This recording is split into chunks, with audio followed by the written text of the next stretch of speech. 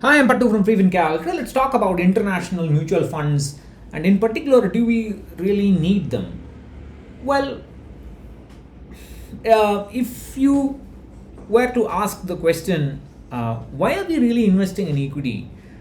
The only reason we need to invest in equity, we need to take on capital market risk, is to try and get an overall portfolio return after tax close to or a little bit above inflation. That's the only reason we need to invest in equity, and not just from equity, from the overall portfolio. So even if you invest 50-60% of equity, the entire portfolio should try and beat inflation or stay close to it. That's the general aim of every uh, uh, uh, equity investor with some common sense.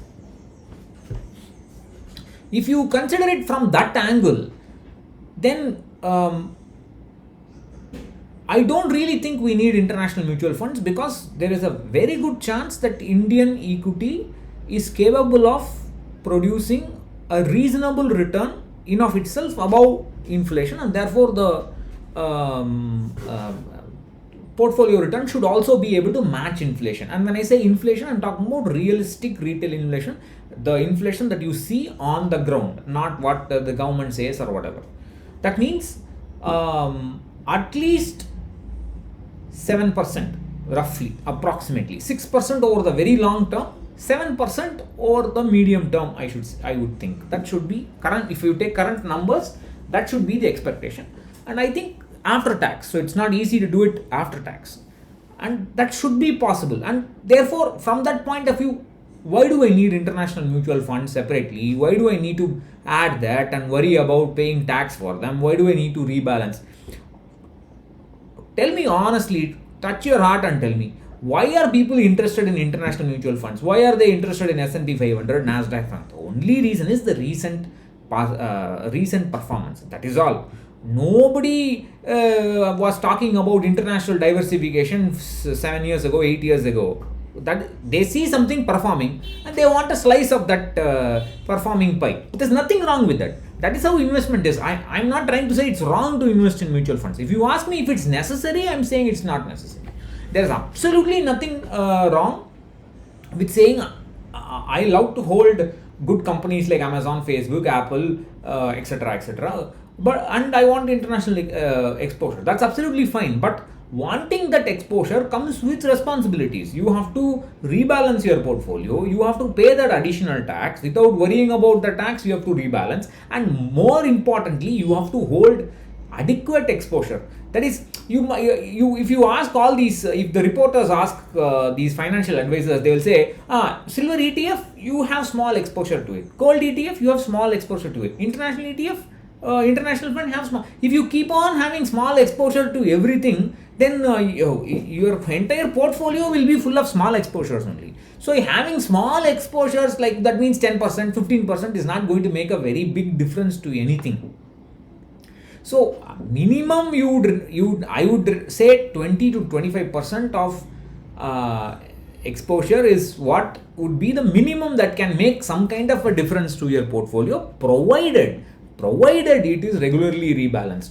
International mutual fund or any other fund or instrument included into the portfolio for the case of so-called quote unquote diversification is only for those investors who are capable of analyzing the portfolio performance at the portfolio level.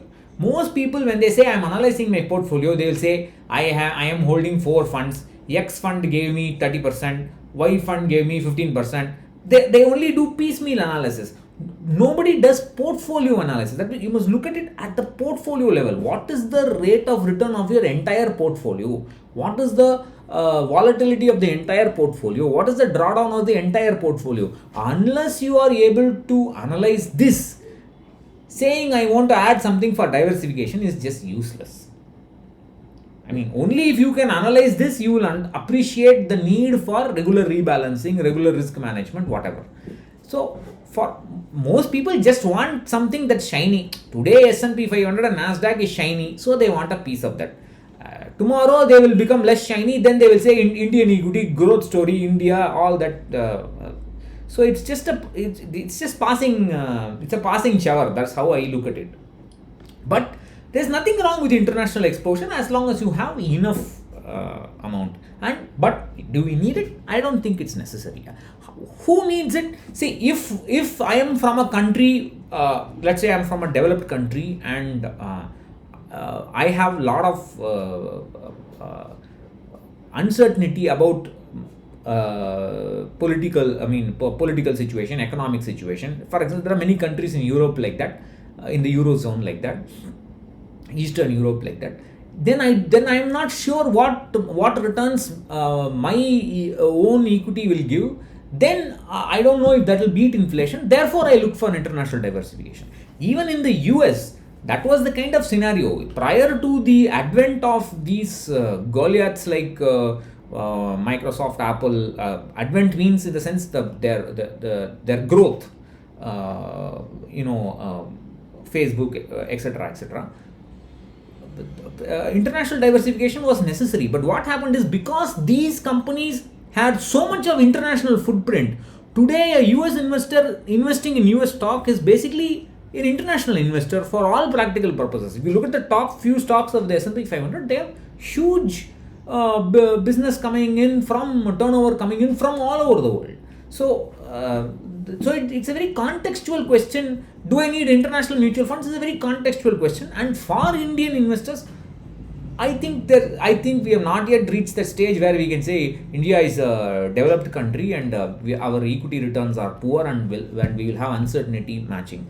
Maybe there can be political turmoil. Political turmoil is a serious problem, because in the 90s there was huge political turmoil, and the Sensex went nowhere for a decade.